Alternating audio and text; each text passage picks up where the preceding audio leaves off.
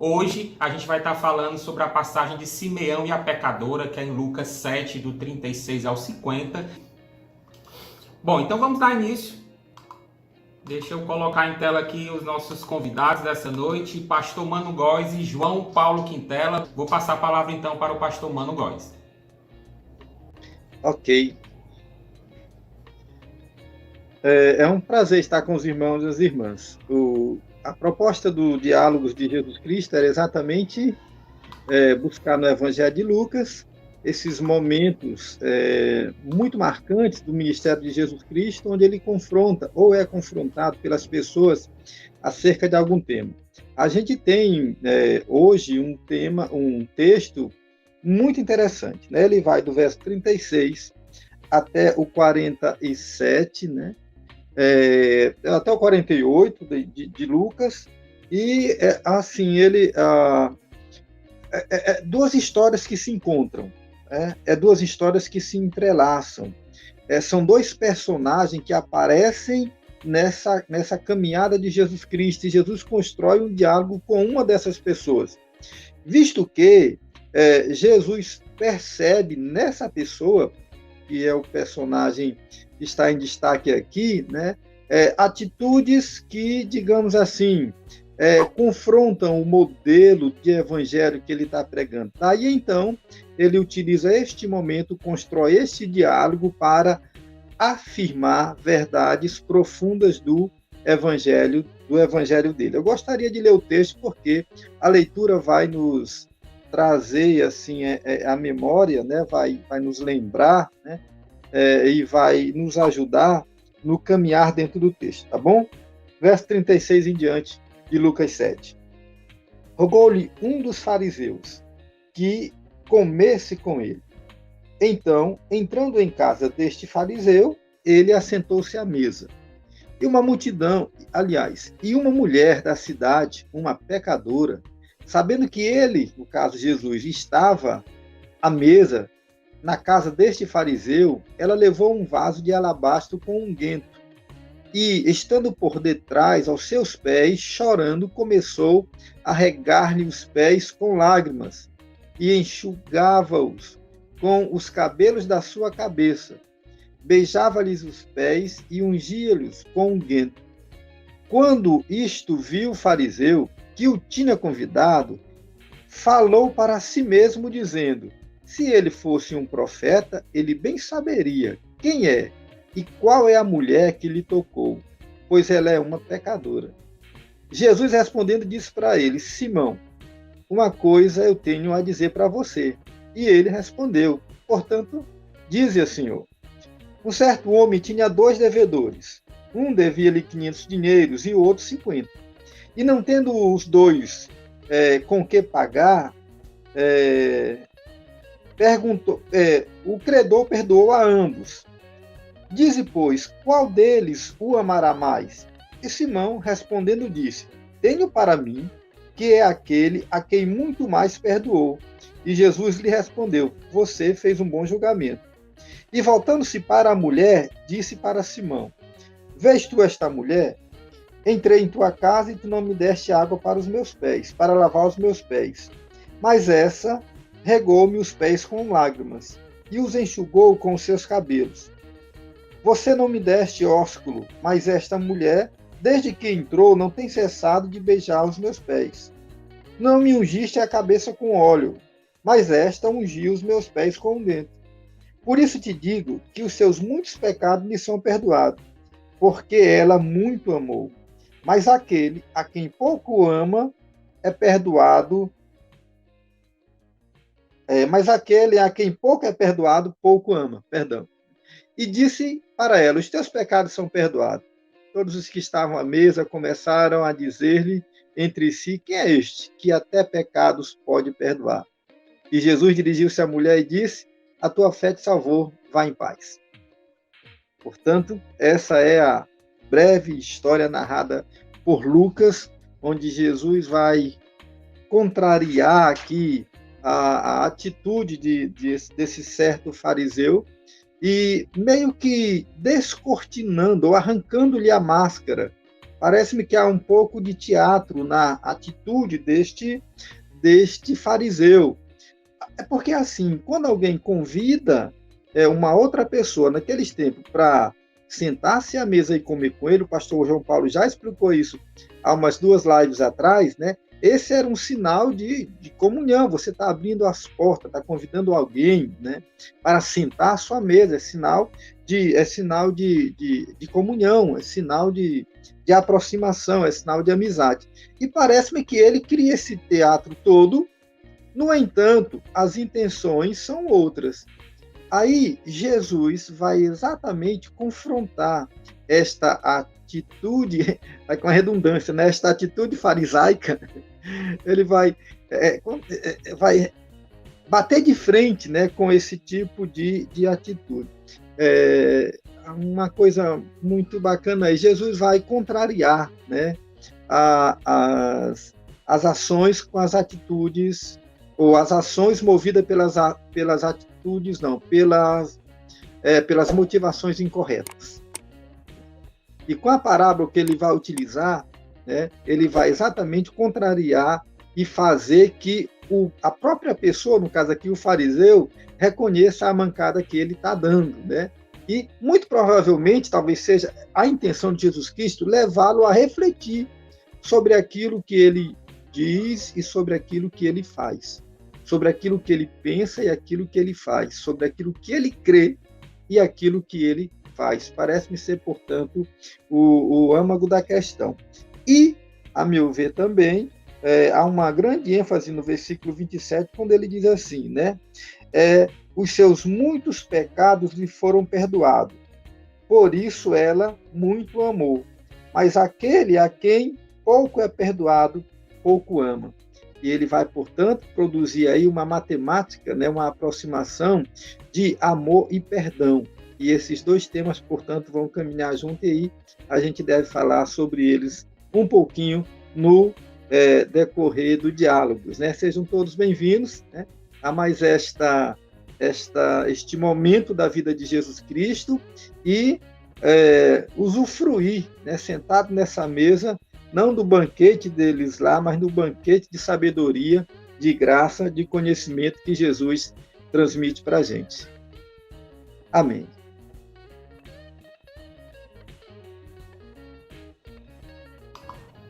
João Paulo, teu microfone está desligado. Tá me ouvindo agora? Agora estou te ouvindo. Show. Beleza. Amém, né? Essa introdução que o pastor Mano fez, essa leitura que é excelente para a gente, vai revelar pelo menos 2 personagens. Aí eu queria até iniciar aqui com algumas observações nesse contexto em que Jesus começa esse diálogo com Simão. Na verdade, nos versos anteriores, o próprio Jesus vai citar uma história onde o povo começa a questionar por que Jesus caminha com os pecadores. Aí ele vai falar, olha, por que João Batista não bebia? Por que João Batista não fazia isso? Por que João Batista assim? Agora vem o Filho do Homem e come com os pecadores e conversa e se assenta na mesa com esse pessoal. Vocês ficam questionando a autoridade dele. Aí já em seguida, no verso 36, Jesus se encontra não somente com uma pecadora declarada, ou uma pecadora com a reputação, né, aos olhos dos homens, arrasada, arruinada, mas também ele se encontra com alguém que aos olhos da sociedade era show de bola, era massa, era legal, que era um fariseu. O texto vai falar justamente sobre isso. Aí eu vou pontuar algumas coisinhas, a gente vai conversando sobre no decorrer da nossa live, né? Inclusive, deixa aí a sua participação. Eu já falei aqui algumas vezes, mas naquela época, um rabino judeu não conversava e nem comia com mulheres em público. Isso era impensável. Não dava para imaginar um fariseu, um rabino judeu, assentado na mesa para comer, pelo menos, com as mulheres, para conversar com as mulheres. Não, isso não era possível. Jesus meio que quebra esse protocolo. Não que ele se assentou para conversar com ela, mas quando ela veio até ele, aí ele deu uma lição para todos nós. O outro ponto é que essa mulher, ela nem era conhecida ou nem foi citada no texto pelo nome. Ela simplesmente era conhecida, pelo menos para aquele público ali, pela sua reputação reprovada, pela sua condição pecaminosa. Uma mulher pecadora. Você vê que quando o Simão ele começa a imaginar sobre Jesus, poxa, será que esse cara é profeta mesmo? Porque se ele for profeta, ele saberia que esta mulher é pecadora. Está pouco se lixando para a família, para a história, para o nome, somente olhando para a reputação. E aí, olhando mais agora para o Simão, eu quero já lançar luz aqui a um versículo em especial para a gente começar o nosso debate, né? Mas o fariseu, quando o texto vai falar assim, Jesus vai falar, né? Aquele que muito foi perdoado, ama mais. Aquele que recebeu o maior perdão, também vai ter um amor maior. O fariseu aqui, ele parece, né, que não expressava um amor por Jesus. Ele estava ali, talvez, questionando a autoridade do mestre, talvez querendo encontrar alguma falha nele. Sabe por quê? Porque ele se sentia muito santo, muito justo. E foi, creio eu, de acordo com esse contexto, por esse motivo que Jesus contou esta parábola. Não para poder jogar sobre a mulher mais culpa, mas para fazer um paralelo entre o fariseu, que se achava muito justo, e uma mulher que reconhecia-se como pecadora. Jesus fala o seguinte, olha, tinha um que devia, outro também devia. Esses não podiam pagar de forma nenhuma. Uns devia mais, outro devia menos, mas não conseguia pagar. Chegou o camarada, a quem eles estavam devendo, e falou, passa um pano em tudo isso aí, está resolvido, fica tranquilo. Aquele que estava devendo mais, teve maior consideração. Aquele que devia, também teve a sua consideração. Mas aquele que acha que não deve, acha que é justo, como é o caso deste fariseu, ele não demonstra, não expressa um sentimento de amor com Jesus. O texto vai falar, ou pelo menos vai dar a entender, e essa talvez seja uma ideia central do texto, é que somente aqueles que reconhecem os seus pecados é que podem ser perdoados por Jesus. Somente aqueles que reconhecem, como aquela mulher, que a sua reputação é terrível e com coragem reconhece isso, é que vão receber de fato o perdão do Jesus, né? Os dois, eles não podiam pagar as suas dívidas, nem um homem e nem o outro.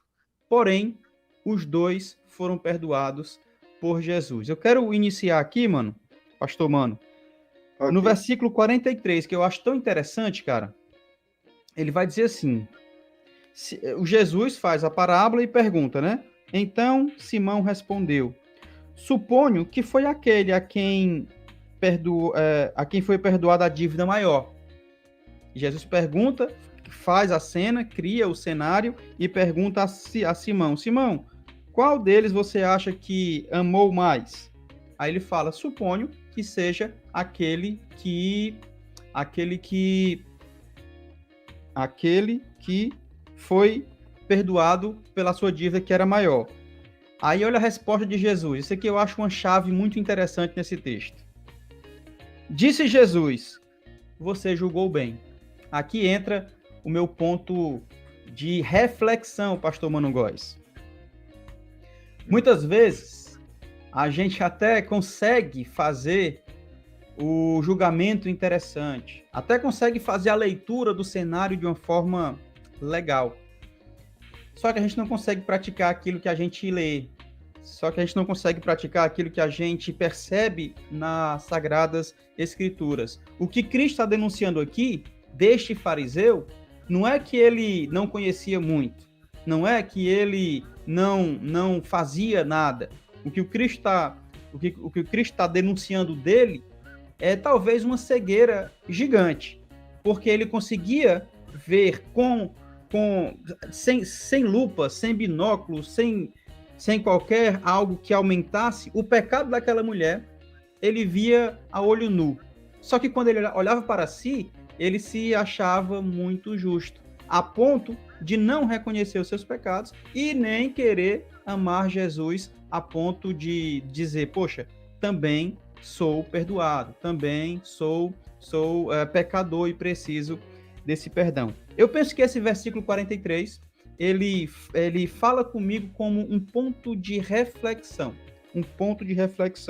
Simão julgou bem, mas agiu errado. Simão julgou de uma forma interessante, mas agiu mal. É isso.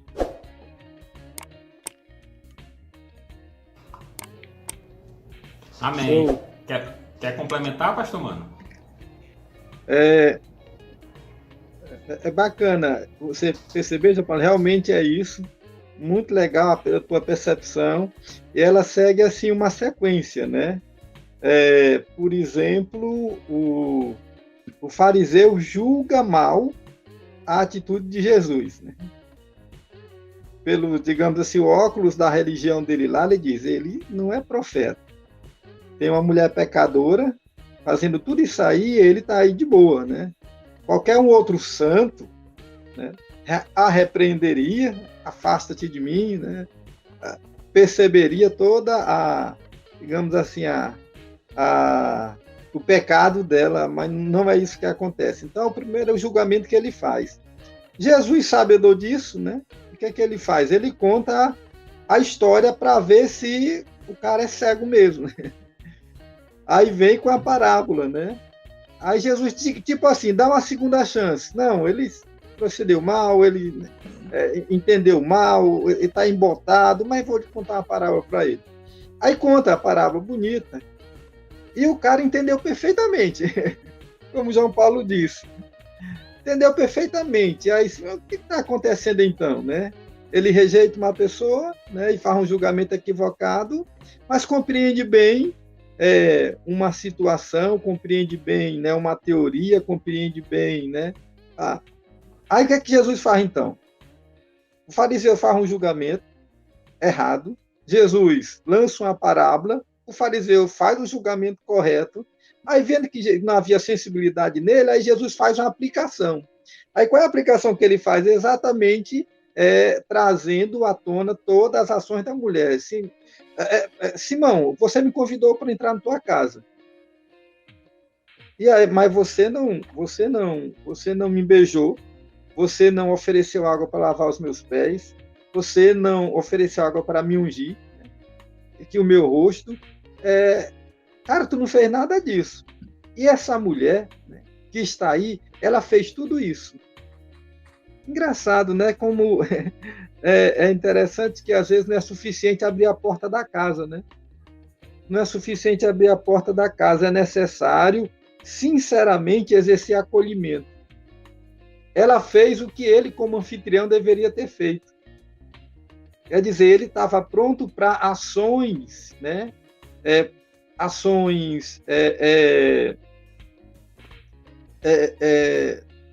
Digamos assim, de um ponto de vista religioso, de ações mais formais, no entanto, estava muito distante de ações realmente do coração, da alma, né?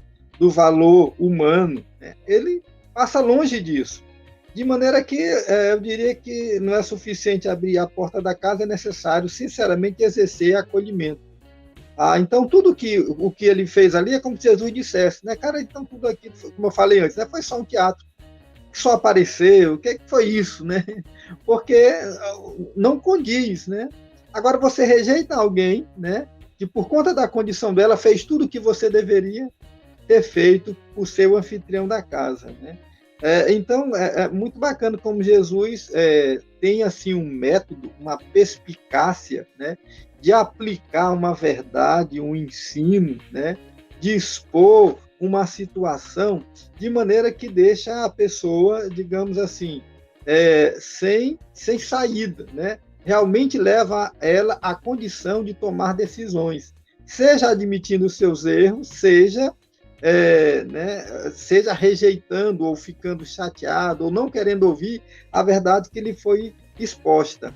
Ele faz um julgamento errado, Jesus dá a segunda oportunidade de ele fazer uma avaliação, ele faz o julgamento correto, mesmo assim, parece que não houve nenhuma sensibilidade, e Jesus faz a aplicação. Aí quando Jesus faz a aplicação, né, com a história da mulher, aí o cara fica sem resposta. E eu acho que é assim que Jesus Cristo faz com a gente. Ele nos dá essas inúmeras chances para a gente reconhecer as nossas deficiências. Desculpa, João Paulo, diga. Desculpa não, eu que estou te interrompendo, macho. E é interessante, porque se você parar para analisar, a parábola, ele vai falar o seguinte: quem vai amar mais é aquele que deve mais, ok? Uhum. E aí o próprio Simão julga dessa forma. Aí o Jesus, parece que Simão não entendeu a coisa, aí Jesus fala, tá, então eu vou desenhar para ti. Aí ele fala, olha, essa mulher aqui fez tudo que tu deveria fazer. Aí se você parar para pensar, preste atenção como é interessante. Parece que Jesus está dizendo o seguinte: aquela que deveria amar menos é quem está fazendo o que quem deveria amar mais deveria estar fazendo. É tipo assim, Simão, macho, é tu que deve mais do que essa mulher. Se você olhar o contexto, a parábola, a resposta e a continuação de Jesus, é como se ele estivesse dizendo isso: olha, pronto, pois quem está me amando era justamente o contrário. Você que deveria me amar mais, porque você está devendo mais. É tipo isso. Pelo menos, quando eu faço essa leitura, eu tenho essa percepção. Aí Jesus, cara, eu vou desenhar para ti, calma aí. A mulher tá fazendo tudo isso, coisa que era para tu fazer. Ou seja, ela tá demonstrando mais amor para comigo, mesmo estando devendo menos. Você que deve mais, deveria me amar mais. Mas vamos lá. Legal. Bom, quero lembrar mais uma vez os nossos irmãos que estão nos acompanhando aí pelo YouTube. Você pode estar participando, enviando suas opiniões e suas perguntas pelo chat. A Ana Regina, ela comenta: sim, é verdade, precisamos reconhecer nossos pecados todos os dias e assim abandonar. Eu já recebi algumas perguntas aqui pelo WhatsApp. Tá? O irmão também da nossa comunidade, se preferir, pode estar enviando. Diz assim: o texto bíblico motiva para uma vivência misericordiosa e com compaixão diante das pessoas marginalizadas que sofrem discriminações. Como melhorar a prática do perdão com pessoas que muitas vezes praticam, né, tanta crueldade? Bom, o texto é bem prático com relação a isso. Quem muito recebeu perdão, muito vai amar, né? E quem pouco recebeu perdão, pouco vai amar. E parece que esse receber não é no sentido de ser oferecido, mas é no sentido de ser recebido. No sentido de ser recebido. Então, como que a gente lida com isso? Reconhecendo o muito perdão que Deus nos deu. Sabedores, cientes, conscientes, né? Desse fato, e reconhecendo isso, inevitavelmente isso deve produzir em nós o mesmo sentimento, a mesma ação de misericórdia sobre a vida dos outros. Jesus contou outra parábola semelhante, não sei se vocês lembram, mas Jesus conta a história de um cara que devia muito a uma pessoa e essa pessoa perdoou a ele. Tá bom, não tem como, eu não vou te mandar te prender, eu não vou escravizar a tua família, teus filhos, não vou fazer isso, eu estou perdoando você. Ele foi para casa muito feliz porque teve a sua dívida perdoada, e no meio do caminho encontrou alguém que era o contrário, que lhe devia. E o texto diz que ele foi muito duro, ele não perdoou, né, a dívida daquela pessoa que devia bem menos a ele, né? Aí Jesus Cristo também toca nesse mesmo assunto, né? Ele não teve a sensibilidade ou o reconhecimento. Então não é só perdão ofertado, porque a gente pode pensar assim: não, então tem algumas pessoas que pecaram muito, Deus perdoou, né? E essa pessoa vai amar mais. Mas tem pessoas que aparentemente tinham uma vida mais tranquila, digamos assim, e não cometeu grandes tragédias na vida, viveu uma vida normal, Jesus perdoou, só que esse perdão parece que foi assim amenizado, né? Não é exatamente isso, está falando de reconhecimento, se eu reconheço o tanto de perdão que eu estou recebendo, porque senão a gente pode ficar na situação. Eu lembro quando eu era novo convertido, quando eu me converti, eu ficava assim muito triste, porque eu nunca tinha... Eu ouvia o testemunho de algumas pessoas, eles diziam que tinham matado, roubado, tinham destruído, que eram adúlteros, né? E como Jesus mudou a vida deles, e a igreja vibrava, né? Era naquela alegria, naquele fogo, eu ficava chateada.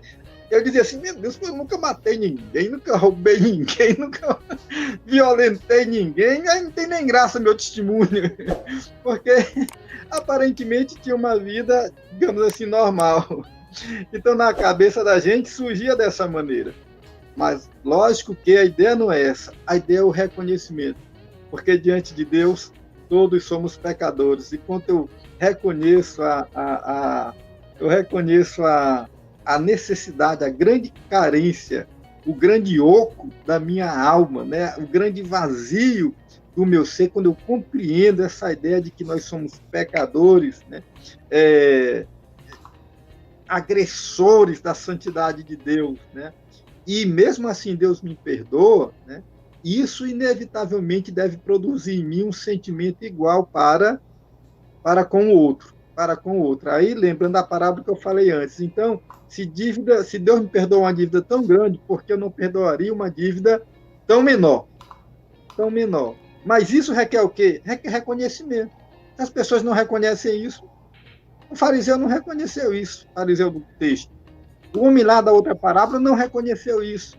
Então, quando não há reconhecimento de pecado, então a gente sempre pode achar que não devemos tanto.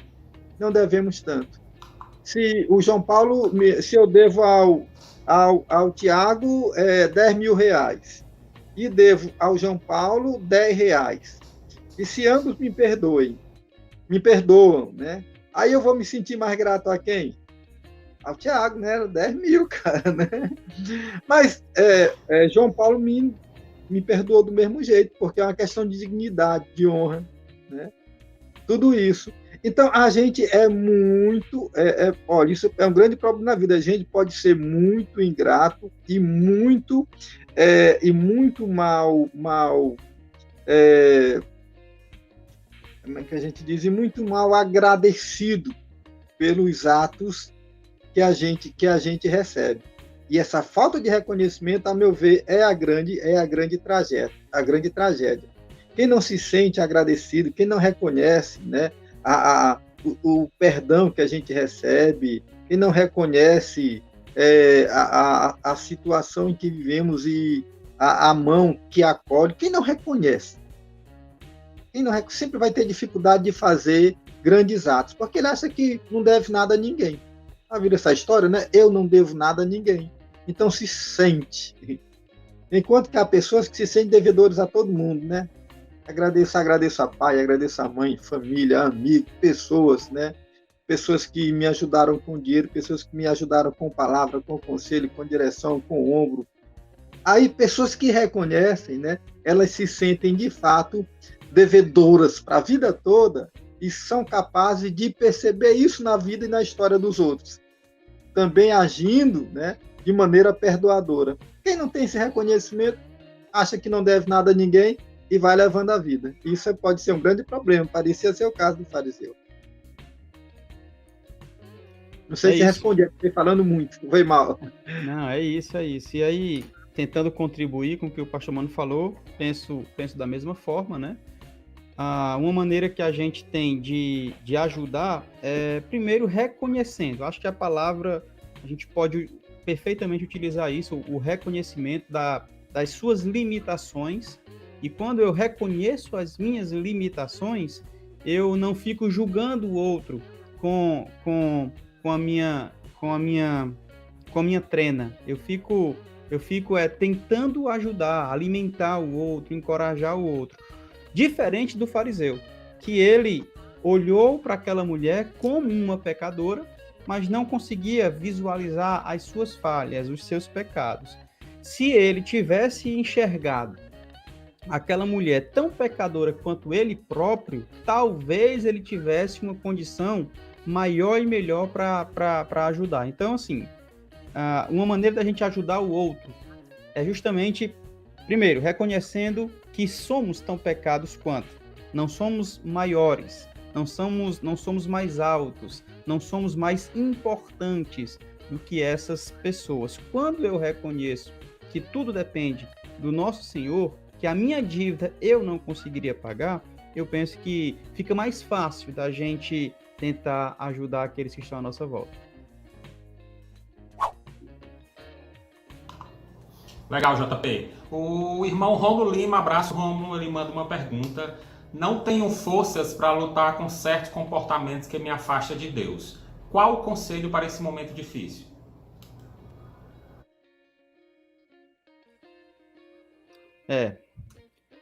O desafio é continuar próximo de Deus. Esse é um desafio, porque eu vou da mesma forma que a gente está ilustrando aqui uma parábola citada pelo nosso mestre, nosso rei Jesus, que ele fala de um homem que precisava reconhecer, e ele fala de uma mulher que, com todas as suas forças e coragem, reconheceu.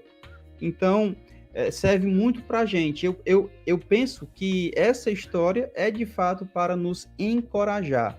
Primeiro passo, para que eu possa continuar lutando e não desfalecer, é reconhecer os meus limites, é reconhecer as minhas dificuldades. Por exemplo, se eu continuar acreditando que eu não tenho força, acreditando que eu não consigo mais lutar, acreditar que realmente existe uma gigantesca barreira, um abismo muito grande para que eu consiga me aproximar de Jesus, eu vou estar agindo como fariseu. Ou seja, eu vou conseguir fazer a interpretação da maneira correta. Só que as minhas atitudes serão erradas. Sabe por quê? Porque acredito, penso eu, que não foi fácil para aquela mulher. Não foi fácil. Primeiro, a mulher não podia sentar à mesa com os homens. Segundo, a mulher não podia soltar os cabelos naquela cultura. Era uma atitude inglória você mulher soltar os cabelos. Ela não tinha uma reputação interessante. Ou seja, todo mundo estava ali para julgá-la. O texto não vai dizer, pelo menos em Lucas, que ela era prostituta, mas muita gente entende que sim, tá? Mas independente do pecado, ela estava ali com muita coragem. Não foi fácil por tudo isso que a gente já pontuou. Mesmo assim, ela buscou. Ela sabia que poderia ser rejeitada por Jesus, ela sabia que poderia ser impedida de entrar pelo dono da casa ou pelos seus outros convidados, mas mesmo assim, ela não somente se aproximou de Jesus, mas ela levou um vaso de perfume, derramou aos pés de Jesus, soltou os seus cabelos e enxugou. Então, se a pergunta é, eu não tenho força para lutar contra as tentações, as dificuldades, e não consigo me aproximar de Jesus, o que é que eu faço? Pode parecer contraditório, mas a resposta é, se aproxime cada vez mais de Jesus. Porque essa luta não é só sua, essa luta é da carne, essa luta é do homem. O apóstolo Paulo fala, o bem que eu sei que eu devo fazer, cara, eu acabo não fazendo. E o mal que eu não devo, eu sei, eu não quero fazer, mas eu faço quase que todos os dias, acredita? Então, é uma luta grande. E o Paulo vai dizer, é uma luta grande. A carne contra o espírito.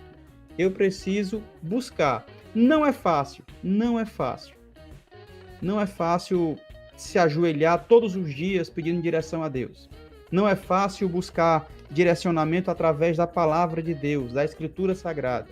Não é fácil fazer sempre a coisa certa, mesmo sabendo que aquela atitude pode me prejudicar. Mas é o desafio. Esse é o desafio. Agir como essa mulher.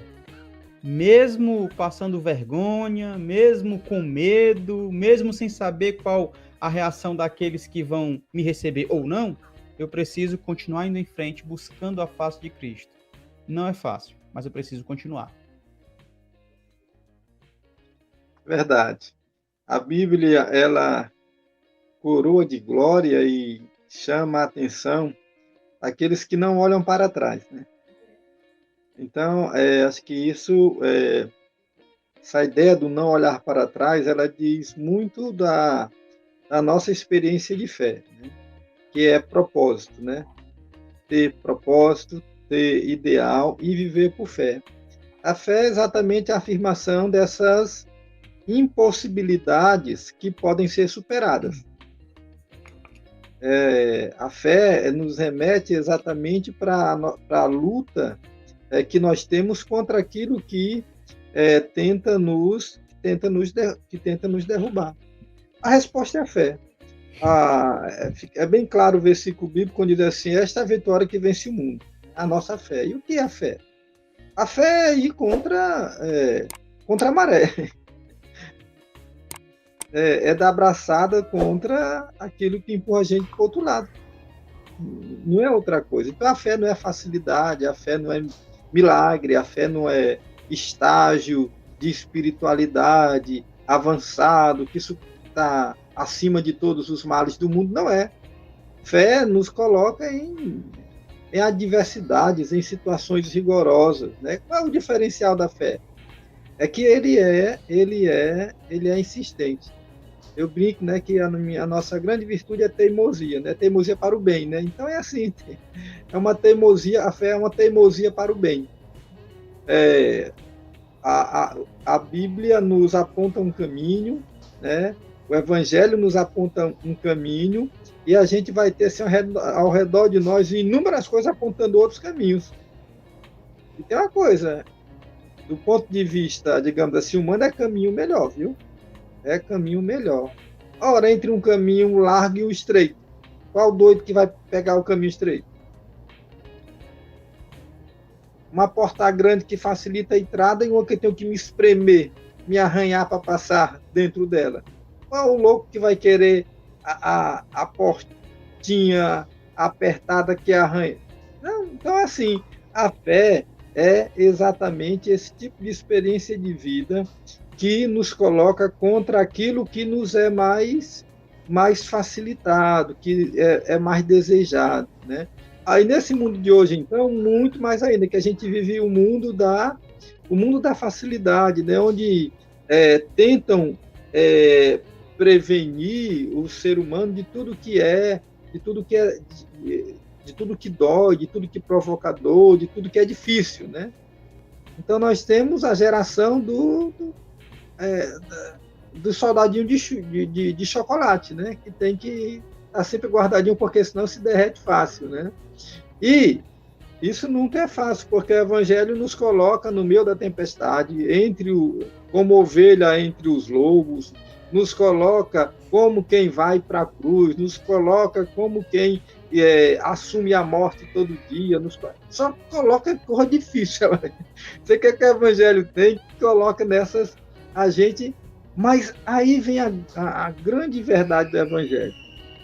Nos coloca em coisas honrosas, em coisas eternas, em coisas dignas, em coisas realmente essenciais, coisas de excelência. Então, é assim, essa luta, tudo é uma questão de propósito, de convicção e de fé. Propósito, convicções e fé, né? É por isso que a gente já falou isso da outra vez, é por isso que a gente é tentado, né? Mas a tentação exatamente a gente reafirmar aquilo que a gente acredita. E isso sempre vai ser, sem dúvida alguma, um grande desafio, né?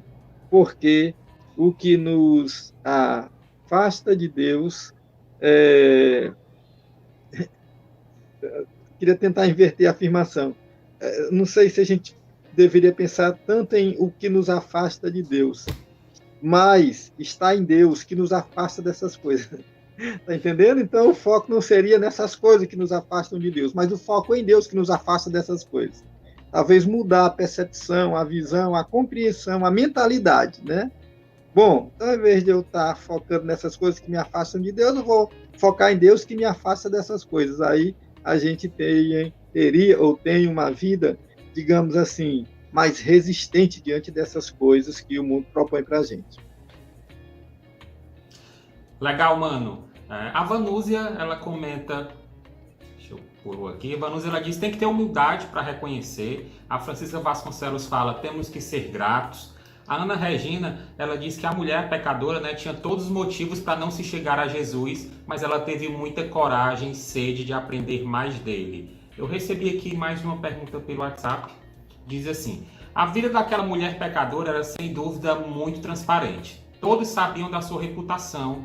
Ela não estava ali tentando esconder a sua história. Ao contrário, ela trouxe tudo para diante do Mestre em busca de mudança. Mesmo o Senhor reconhecendo o nosso íntimo, qual a importância de contarmos tudo sobre o que fazemos e sentimos em nossa vida? Cara, mas é uma coisa muito legal essa afirmação aí, ó, e essa pergunta. É exatamente isso. Aquela mulher, ela não tinha... Cara, não tem o que esconder nada, todo mundo conhece a minha vida, as pessoas conhecem, então é tipo assim, né? Eu caminho na vida e todo mundo já percebe. Qual é o grande problema? Por isso que Jesus criticava o hipócrita, criticava o cara que orava, né, com outras intenções, né? Por quê? Porque o fariseu tinha o que esconder, a mulher não tinha. O fariseu tinha que esconder, a mulher não tinha. Olha, sempre que a gente tem o que esconder, isso é um problema. Por isso Jesus sempre ele chamou as pessoas para esse coração sincero. Não, vem abre o coração. Eu já falei isso aqui outras vezes. Aquela oração lá do publicano e do fariseu, um ao lado, e do mestre da lei, fariseu, um ao lado do outro orando, né? Cara, as orações são muito bonitas. A oração do cara, Senhor, obrigado, que eu não sou igual a esse cara aqui, né? Eu dou o dízimo, eu cumpro todas as minhas obrigações, até não era o crente que eu queria na igreja, macho, né? Então é assim, no entanto, faltava integridade, faltava sinceridade, faltava verdade naquilo tudo, entendendo? Era só uma casca, né? Enquanto que lá na mulher, era assim, a vida dela, ao que indica o texto, né? Todos diziam ali, eles sabiam, ela é uma pecadora, então ele tinha a noção de que a vida dela não era essas vidas mais bonitas, não, né? E era pública, era conhecida, não tem o que esconder, né? E parece-me que o fariseu, ele sempre tinha o que esconder, porque Jesus denunciava muito, mas muitas coisas, né? E o grande problema era a casca, né? Cara, arranca a casca, deixa aparecer aí a tua nudez, que é mais digna, como Jesus dissesse, você é mais digno. Eu aceito a tua nudez, mas não aceito a tua casca. É mais fácil trabalhar, né? Conversão, arrependimento, mudança, transformação, santidade, esses temas todos do Evangelho com nudez do que com casca. A casca atrapalha, vira uma blinda, esconde, protege e a gente não consegue ser. E Jesus sempre trabalhou com essa ideia da interioridade, né? E a oração sincera, vai lá para o teu quarto, escondido do teu quarto. Eu já falei isso aqui, eu acho que uma outra vez, né? Que a ideia ali daquele quarto é tipo assim, é o quarto da bagunça. Aí até eu brinquei que assim, parece assim o quarto quando eu recebo visita aqui de última hora, aí pego tudo que está no meio da casa, jogo tudo naquele canto, que é o meu canto da bagunça. Lá é exatamente a minha cara, eu sou quem sou. É como Jesus dissesse assim, ó, vai lá para o teu quarto, o quarto que eu conheço, que eu sei como é, do que a sala bem arrumadinha para receber visita.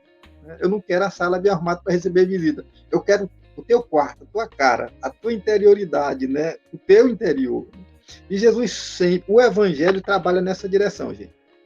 Por isso que Jesus aí percebe muito mais integridade na ação da mulher, mesmo sendo reputada de pecadora pelos outros, do que na ação do santo fariseu, reputado por todos como bom, como santo. É o contrário. Você vê, tem duas percepções.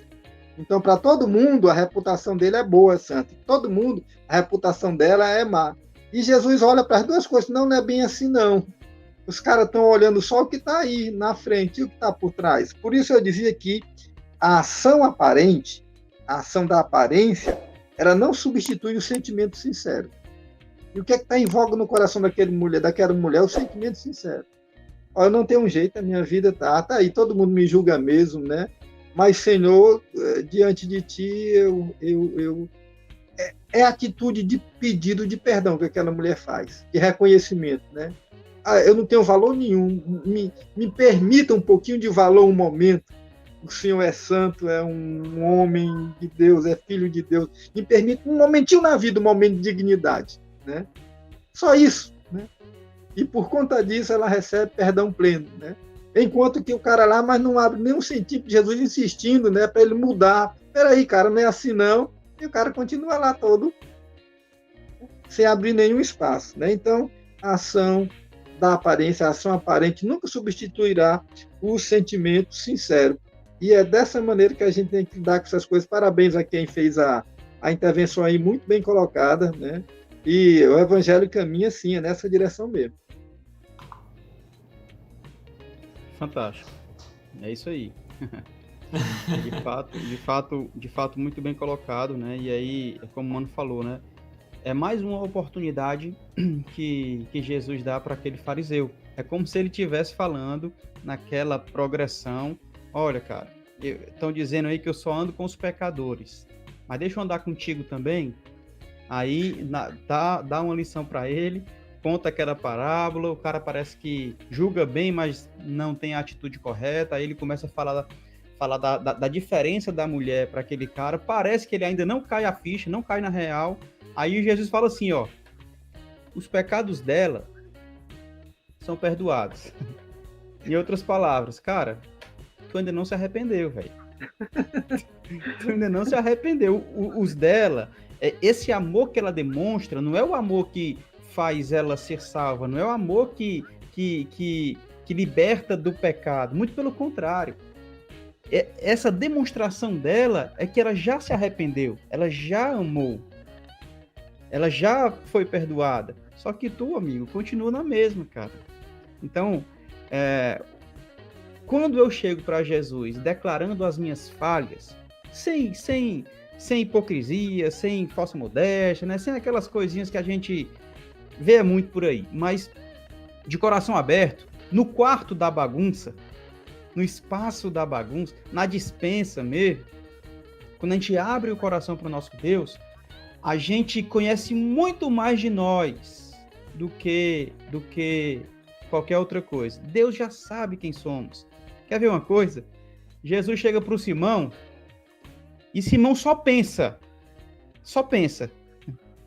Rapaz, se esse cara fosse profeta, tal. Aí Jesus, Simão, deixa eu te falar uma coisa. Já atraiu a atenção, porque Jesus já sabia o que ele estava pensando e respondeu em cima daquele questionamento no pensamento. O que eu vou orar não é para Deus me conhecer melhor, não. Quando eu oro a Deus e abro o meu coração, é para que eu perceba o quão falho eu sou. E é interessante que essa mulher não pediu nada. Senhor, quero marido, quero emprego, quero nada. Ela simplesmente adorou. Simplesmente adorou. Se derramou. Entregou tudo que tinha aos pés do Salvador. Legal. Boa, JP. Deixa eu dar uma passada mais uma vez aqui pelo nosso chat. Muitos irmãos comentando. Mandar um abraço para todos vocês que estão participando aqui com a gente, tá? A Francisca Vasconcelos, ela comenta: seguir Jesus é desafiador. O Vitor Hugo, abraço Vitor, ele diz: mesmo Deus nos conhecendo tanto, o fato de falar diminui as chances de ser hipócrita e aumenta as chances de ser íntegro na vida juntos dos outros. A Ana Regina, ela diz: sim, é verdade, um coração sincero diante de Deus que conhece tudo no íntimo. O Pedro Aristóteles bota amém. Boa noite, Pedro, seja bem-vindo. O pastor Luiz diz: é bom se ver limitado, como de fato somos. Parece-me que a ambiência fica mais favorável para o aperfeiçoamento em Deus. Eu recebi mais uma pergunta aqui pelo WhatsApp. Diz assim: sobre o perdão. Quando as pessoas não reconhecem seus erros, como poderiam se arrepender? Aí tá difícil, hein? Dá não. Aí tá Olha, não há perdão sem arrependimento. Não há perdão sem arrependimento. Se eu não reconheço que eu errei, eu vou me arrepender de quê? Né? É o fariseu aí, é o fariseu. Ele acha que a mulher é pecadora, ele tá de boa. então ele não precisa de perdão. Ele não precisa amar Jesus porque ele é justo. Ele é justo. Portanto, sem o arrependimento não há perdão. Se eu acredito que eu sou bom demais, inteligente demais, justo demais, eu nunca vou atrás de perdão e não serei perdoado. O primeiro passo é: entenda o evangelho. Não há nenhum justo diante de Deus. Todos nós pecamos. Todos nós carecemos da graça de Deus. Todos, absolutamente todos. Pecamos e merecemos a morte. Todos pecaram e destituídos estamos da glória de Deus, diz o apóstolo Paulo em Romanos 3:23. E no 6:23 ele vai dizer: o salário do pecado é a morte. Então eu preciso me arrepender, porque lá em João 3:16 vai dizer: aquele que reconhecer, aquele que declarar, aquele que confessar, aquele que entender que o sacrifício do Filho na cruz foi para resgatar estes, pronto, esse aí terá a vida eterna. João 3,16 vai falar isso. Porque Deus amou o mundo de tal maneira que deu seu Filho unigênito, para que todo aquele que nele crê, ou seja, se arrependa dos seus pecados, reconheça os seus erros, esses terão perdão, serão perdoados e vão ter a vida eterna. Para além do dogma, da doutrina, né, da compreensão, do entendimento que a gente possa ter, a deficiência, o mal humano, o pecado, né, é uma realidade que a gente não pode esconder. O que, de fato, falta é isso. Se a gente reconhece isso, e uma vez reconhecendo, se arrepende disso, né, e aí trabalha com a graça de Deus. Se a gente perceber, olhar para o Evangelho, o que o Evangelho quer dizer é isso. Ele não quer condenar, nem maltratar ninguém. Gente, a gente está numa condição difícil, né? Então, as pessoas, no caso, o mundo judeu, né, com o seu elevado nível, né, de moralidade, né, e de espiritualidade, de experiência de fé, né, se apropriou daquilo, né, e a partir daí, né, se autodeclararam, se autoperceberam suficientes. Só que aí, na prática, isso não acontecia. Esse era o grande problema, né? Olha, o que vocês estão assumindo, isso não é verdadeiro. Vocês estão cometendo uma série de absurdos, uma série de pecados e não reconhecem porque vocês se autoblindaram, se acham autossuficientes, se autodeclararam exclusividade de Deus, intocáveis, e a vida... Mas não é isso que está acontecendo. Não é isso que está acontecendo. Então, a religião tem esse poder de se autossacralizar, né? E de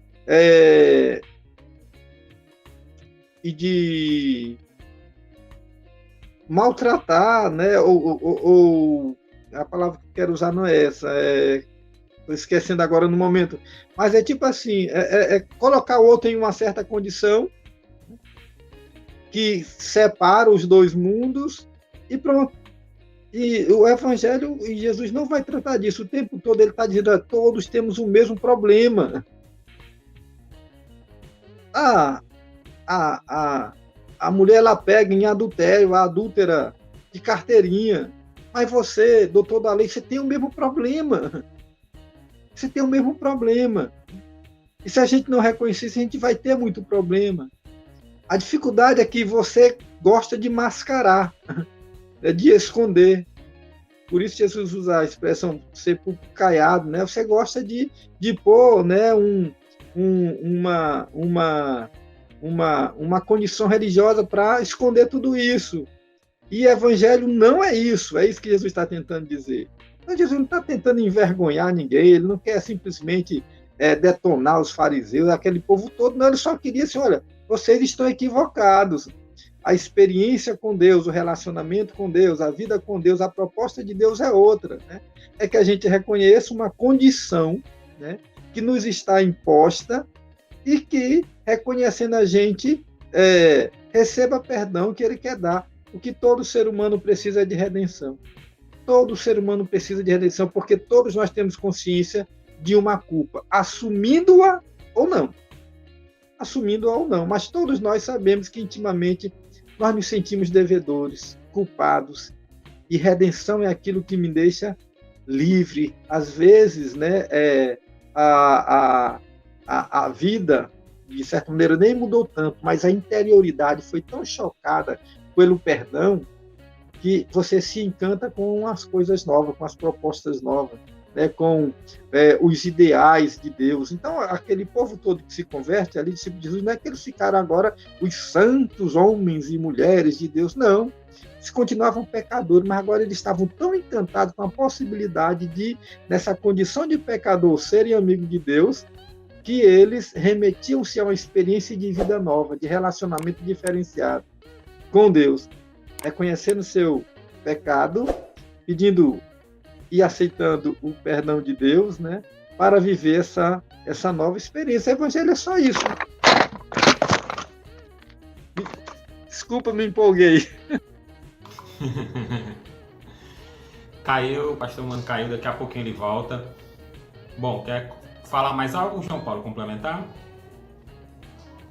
Não, eu queria, se você tiver alguma pergunta aí, pode trazer. Mas assim, eu queria agradecer, inclusive, a turma que participa, né, cara? Essa interação é muito importante. O Rômulo sempre participa demais, o pastor Aloyres, hoje, né, irmã Francisca Vasconcelos, a Vanúzia, eu acho, a Ana Regina, enfim, muita gente, e isso é muito legal. Desculpa aí, me empolguei. Legal. Tá de volta. Aquele pregador que bateu na mesa. Acontece, pastor. Eu já passei por isso. Espero que o João Paulo não passe. Só falta ele aqui dos três.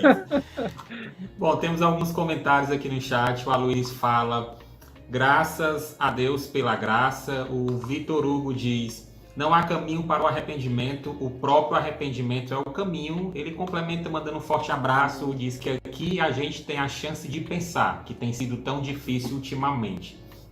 Né? Estamos caminhando para o nosso final, né? Eu vou passar agora então para os pastores fazerem suas considerações finais. Ok, deixa eu fazer então. Toda essa história começa por conta de um julgamento. O julgamento errado que o cara faz, né, acerca de uma pessoa, o julgamento que ele faz acerca de Jesus, o julgamento que ele faz acerca da mulher, acerca de Jesus, né, julgar errado as pessoas e julgar incoerentemente as pessoas e julgar coerentemente as ideias, né, os pensamentos, as teorias, né. Então, isso deve ser motivo de cuidado. O João Paulo lembrou bem no início, né? A gente consegue julgar bem certas situações, mas não somos capazes de julgar as pessoas, né? Da maneira correta. Então, julgamentos precipitados, julgamentos preconceituosos, julgamentos apressados, todos eles podem ser limitadores do perdão. Podem limitar perdão, né? Porque a gente não consegue acessar. Lembra do caso de Jonas, né? Lembra do caso de Jonas. Ele não queria anunciar uma verdade de Deus para um povo, né? Ele queria limitar isso. Por quê? Porque esse povo é ruim, esse povo maltratou a gente, esse povo fez isso, né? E eu sei que se levar a mensagem, eles vão se arrepender. Então é assim, a gente tem que ter esse cuidado com os julgamentos. A gente está na vida o tempo todo envolvido em uma teia de relacionamentos onde temos que julgar situações, momentos, pessoas, discursos, palavras, ideias, ações, um monte de coisa. Está o tempo todo envolvido nesse tipo de coisa. Todos nós, não temos como fugir disso. É bom, é ruim, foi correto, não foi, é acertado, não é bonito ou feio, a gente está o tempo todo envolvido nisso. O cuidado é a gente sempre, a ideia é a gente sempre ser cuidadoso nesses nossos julgamentos. O Mateus falou muito bem da outra vez sobre essa ideia, né? Nós podemos sim, faz parte da vida humana, né? Fazer esse julgamento. Tem que ter cuidado com a forma desse julgamento, né?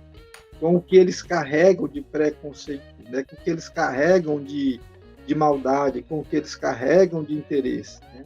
Então, os julgamentos estão na base aí do texto, eles motivaram toda essa situação, e esses julgamentos mal feitos, mal exercidos, eles podem limitar perdão e, consequentemente, limitar a vida nova, limitar a conversão, limitar um monte de coisa, né? Então, a palavra final que fica é isso: sejamos criteriosos, cuidadosos, sensíveis, misericordiosos no pronunciamento dos nossos julgamentos, porque eles estão definindo o que nós somos, né? E impedindo o que os outros podem ser. Abraço a todos, Deus abençoe a todos. João Paulo, Tiago e toda a igreja que está nos ouvindo. Ok, eu vou finalizar traduzindo esse texto para... A gente poderia falar sobre humildade, sobre perdão, sobre amor, e claro, cada qual vai conseguir extrair alguma verdade desse trecho, né, dessa parte da Escritura. Mas eu vou definir com a palavra oportunidades, porque Jesus insistiu com o fariseu, dando várias oportunidades. Eu que gosto de escola bíblica, né, e metodologias, didáticas, ele usou várias didáticas aqui. Ele usou vários métodos para ver se o cara entendia alguma coisa, para ver se o cara realmente mudava as suas percepções. Parece-me que não funcionou. Então, oportunidades. Oportunidades de quê? Oportunidades que eu e você olhemos para o outro, de repente, uma mulher pecadora que está do nosso lado, não para julgá-la, mas olhemos para ela, ou para ele, ou para eles, como um espelho, como um reflexo daquilo que eu sou. Poxa, será que eu não estou agindo com tanta pecaminosidade quanto essa mulher?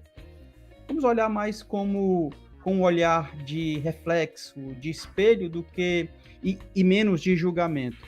Porque no finalzinho aqui desse trecho que o pastor Mano leu, o texto vai dizer assim, ó, quando Jesus fala, ok, seus pecados estão perdoados. Depois dele dar essa lição todinha, não foi só para o fariseu, foi para aqueles que estavam lá também. Aí no versículo 49 ele fala, os outros convidados começaram a perguntar, quem é esse que até pecados ele perdoa? Parece que as oportunidades que Jesus deu não foi somente para aquela mulher, que ela soube aproveitar ao se arrepender. Não foi somente para o fariseu, que não soube aproveitar, pelo menos até essa história, esse contexto, mas também para aqueles que estavam reunidos, para os outros convidados, que não entenderam a mensagem ou a oportunidade que Jesus ofereceu para todos eles. Então, que a gente olhe mais para as pessoas como um espelho e aproveitando cada uma dessas oportunidades. Deus abençoe, muito obrigado pela participação e uma satisfação estar mais uma quarta-feira aqui com os irmãos. Amém, JP, amém, mano. Deixa eu aproveitar e mandar um abraço também para o Paulo Júnior, para o Elias, para o Renan, que enviaram fotos aqui acompanhando a nossa programação. Agradecer mais uma vez a participação dos nossos pastores. É sempre um prazer estar aprendendo, estar ouvindo mais do conhecimento de vocês. Que Deus continue abençoando. E agradecer também mais uma vez toda a participação aqui dos irmãos. A gente tem alguns comentários aqui. A Ana Regina fala, gratidão a Deus por a vida de dedicação de vocês. Todos amam em Cristo Jesus. A Francisca Vasconcelos diz, muito bom, eu não perco. Aliás, a família Vasconcelos, que são muitos, é muito enriquecedor o aprendizado para todos nós, ainda mais nesses dias tão difíceis. Bom, mandar um abraço aqui também para a irmã Neida,